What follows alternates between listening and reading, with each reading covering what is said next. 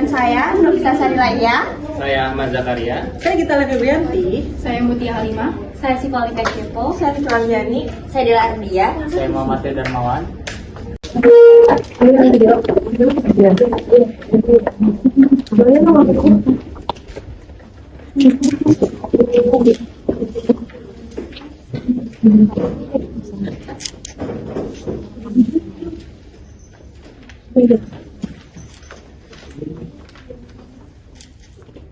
Selamat pagi rekan-rekan media, para tamu undangan serta seluruh pihak yang hadir pada pagi ini. Terima kasih telah meluangkan waktu untuk hadir dalam konferensi pers resmi PT GAK Unicard. Acara ini kami selenggarakan sebagai bentuk keterbukaan dan klarifikasi perusahaan terkait isu yang beredar serta komitmen kami dalam menjalankan operasi pertambangan yang bertanggung jawab. Pada kesempatan kali ini, para narasumber akan memaparkan data aktual, hasil temuan laporan, serta langkah-langkah teknis dan sosial yang dikerjakan oleh perusahaan. Harapan kami, konferensi pers ini dapat memberikan gambaran yang objektif, menyeluruh, dan menenangkan masyarakat. Baik, izinkan saya memperkenalkan narasumber yang hadir pada hari ini. Ada Bapak Rio, pembicara kebijakan dan regulasi pada hari ini. Ada Ibu Dela, pembicara lingkungan dan komunikasi publik. Serta ada Bapak Ahmad, pembicara dampak teknis dan sosial. Selanjutnya saya persilahkan kepada Bapak Rio untuk menyampaikan pernyataan resmi perusahaan. Baik, terima kasih. Isu lingkungan ini mulai mencuat sejak Oktober 2025 ketika Dinas Lingkungan Hidup bersama komunitas lokal melakukan adanya peningkatan kekeruhan air dan dugaan gangguan pada vegetasi pesisir. Menanggapi laporan tersebut, pemerintah segera melakukan audit lingkungan dan sebagai langkah kehati-hatian memutuskan untuk menghentikan sementara izin operasi perusahaan guna memastikan tidak ada aktivitas yang memperburuk kondisi ekosistem. Sejak awal, perusahaan secara konsisten menunjukkan sikap terbuka dan kooperatif terhadap setiap proses verifikasi. Dalam perkembangan itu di masyarakat, laporan di media sosial mulai memperlihatkan pergangguan air sungai di sekitar pemukiman. Hal ini kemudian memunculkan berbagai narasi mengenai sedimentasi yang diduga berasal dari area tambang. Seiring dengan meningkatnya perhatian publik, muncul pula spekulasi mengenai kemungkinan pencabutan izin operasi perusahaan. Sebagai bentuk tanggung jawab, perusahaan pun merilis klarifikasi resmi berdasarkan pengecekan bersama pemerintah dan tim independen. Tidak ditemukan adanya aliran limbah tambang menuju pemukiman. Sedimentasi yang terlihat pada video viral ternyata berasal dari area permukaan alami akibat curah hujan tinggi, bukan dari aktivitas penambangan. Hasil monitoring kualitas air juga menunjukkan bahwa seluruh parameter masih berada di bawah baku mutu lingkungan yang ditetapkan. Dari sisi kebijakan, perusahaan menegaskan kembali komitmennya untuk selalu mematuhi prinsip good mining practice serta siap mengikuti audit tambang kapanpun diperlukan.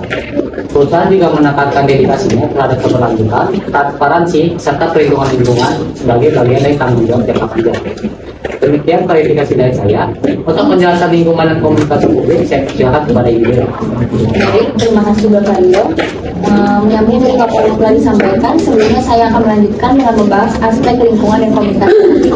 Untuk penjelasan lingkungan, di mana perusahaan tidak beroperasi di zona konservasi, area yang digunakan adalah zona yang secara resmi diperbolehkan pemerintah, namun karena dekat kawasan sensitif, koordinasi dengan instansi terkait terus kami tinggalkan. Kemudian perusahaan tidak membuang limbah langsung ke laut. Semua limbah diproses melalui sistem sedimentasi sesuai SOP. Setiap keluhan masyarakat dicatatkan ditindaklanjuti melalui verifikasi lapangan.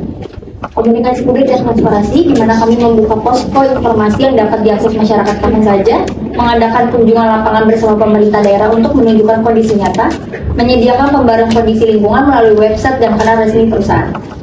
Kegiatan yang kami sudah lakukan dengan menggunakan forum dialog bulanan bersama kepala kampung dan tokoh masyarakat, pendampingan teknis monitoring sungai dengan DLH, edukasi lingkungan di sekolah-sekolah sekitar area tambang. Transparansi menjadi prinsip utama kami. Semua data pemantauan dapat dibuka untuk publik. Untuk penjelasan teknis mengenai pengelolaan dampak lingkungan dan pemulihan ekosistem, saya persilakan kepada Bapak Ahmad. Terima kasih. Izinkan saya menjelaskan terkait beberapa aspek pengembangan. Pertama terkait teknis operasional pengembangan. Kegiatan pengembangan yang kami lakukan selalu mengikuti standar keberlanjutan. Tahapan kami mulai dari penataan topsoil dan pengaturan drainase untuk memastikan aliran air tetap terkendali. Untuk proses pengangkutan hasil tambang, kami menggunakan jalur yang dinilai aman baik bagi pekerja maupun lingkungan sekitarnya. Selain itu, pengendalian erosi juga kami lakukan di area bukaan untuk meminimalisir kerusakan air. Kemudian terkait pemulihan lingkungan, setiap area yang sudah selesai ditambang akan langsung masuk ke tahap reklamasi, di mana kami bentuk kontur tanah mendekati kondisi semulanya. Kemudian kami lanjutkan dengan proses vegetasi menggunakan tanaman lokal dan Raja Ampat. Di antaranya itu adalah merbau Papua, matoa, ketapang pesisir, dan mangrove. Pendekatan ini kami lakukan agar keberlanjutan ekosistem tetap terjaga dan dapat pulih secara alami. Berikutnya terkait pengelolaan limbah. Kami memiliki kolam endapan sedimen, sistem menahan erosi, dan melakukan monitoring kualitas air secara berkala. Indikator yang kami uji diantaranya itu adalah pH, TSS, BOD, kandungan logam, dan kandungan sedimen. Monitoring ini kami lakukan untuk memastikan tidak terjadi pencemaran yang melampaui ambang batas yang sudah ditetapkan oleh pemerintah. Berikutnya terkait dampak sosial, perlu ditekankan bahwa sampai saat ini tidak ditemukan indikasi pencemaran yang melebihi ambang batas yang sudah ditetapkan. Selain itu, lokasi tambang juga bukan berada di zona konservasi sehingga tidak mengganggu aktivitas atau habitat yang dilindungi. Perusahaan juga bekerja sama dengan lembaga independen maupun lembaga pemerintah untuk memastikan dampak ekologis bersifat terukur dan tidak signifikan. Sebagai komitmen dari perusahaan, kami akan terus memberikan update terkait laporan pengelolaan lingkungan yang dapat diakses oleh publik. Demikian penjelasan dari saya. Terima kasih kepada seluruh narasumber. Selanjutnya kita masuk ke sesi tanya jawab. Kepada rekan-rekan media dipersilakan dengan menyebutkan nama dan asal media sebelum Video viral yang menampilkan perubahan warna air di sungai dekat pemukiman warga. Lalu bagaimana perusahaan memastikan bahwa perubahan tersebut bukan akibat dari aktivitas tambang? Perubahan warna ini disebabkan curah hujan tinggi sehingga terjadi rangkap alami dari lereng kritis. Verifikasi lapangan mengonfirmasi aliran tersebut tidak berasal dari area operasional. Selain itu, data pemantauan air juga menunjukkan seluruh parameter berada di bawah ambang batas baku mutu, dan data ini kami publikasikan untuk umum. Namun banyak masyarakat yang mengatakan bahwa perubahan warna air ini terjadi beberapa kali dalam 2 bulan terakhir. Jadi bukan hanya saat hujan saja. Jika benar murni rangkap alami, mengapa pola ini tuh tidak terjadi sebelumnya? Kami memahami kekhawatiran tersebut, karena itu kami melakukan pemeriksaan tambah terhadap kondisi geologi dan pola area permukaan. Hasil evaluasi menunjukkan adanya perubahan struktur tanah di daerah hulu akibat longsor kecil yang tidak berkaitan dengan kegiatan tambang alami. Untuk memastikan transparansi, kami juga mengundang perwakilan warga dan pemerintah setempat untuk ikut dalam inspeksi lapangan minggu depan. Baik, saya Citra dari Kompas TV. Kita khawatir bahwa perusahaan ini kurang transparan pada warga lokal. Bagaimana perusahaan tersebut dapat memastikan bahwa informasi tersebut benar-benar dapat diakses oleh masyarakat? Untuk memastikan transparansi, kami membuka posko informasi yang dapat dikunjungi kapan saja, di mana di sana terdapat data kualitas air, kemudian jadwal pemeriksaan dan dokumentasi kegiatan kami di lapangan. Selain itu, kami juga memberikan informasi terbaru yang diinformasikan kepada tokoh masyarakat untuk disampaikan ke masyarakat, sehingga informasi tidak hanya beredar di media, tetapi benar-benar sampai ke masyarakat yang berdampingan dengan kegiatan tambang ini. Lalu bagaimana perusahaan menjamin pemulihan lingkungan jangka panjang setelah operasi ini selesai? Kami menjalankan reklamasi progresif, revegetasi tanaman lokal, dan perbaikan kontur tanah untuk menahan erosi. Selain itu, perusahaan bekerja sama dengan pemerintah dan lembaga riset untuk memantau hasil reklamasi dalam jangka panjang. Lalu bagaimana perusahaan dapat menjelaskan kekhawatiran tentang potensi kerusakan ekosistem, terutama kepada Raja Ampat?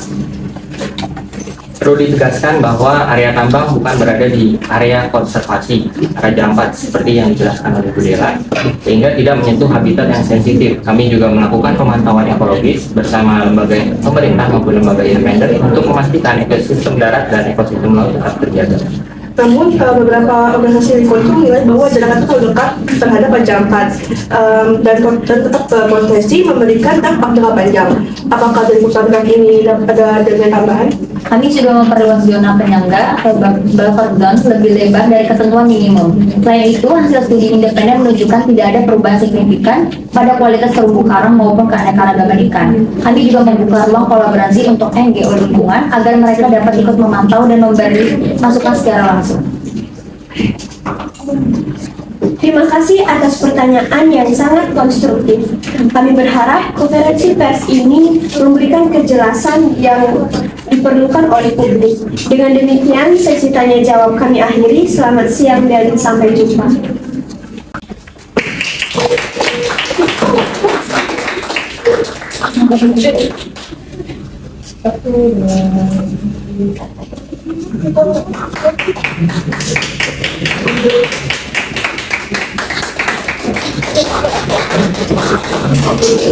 Sekian dari kelompok kami. Terima kasih sudah menonton. Bye-bye.